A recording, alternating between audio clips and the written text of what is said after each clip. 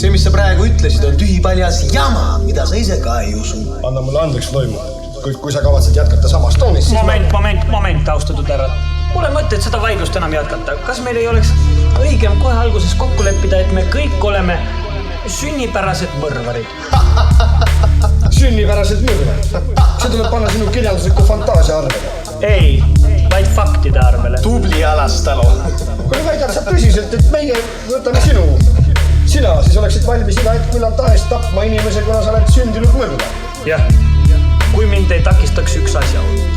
Mis asjaolu? Kasvatus. Täpsemalt öeldes miljööfaktorite mõju.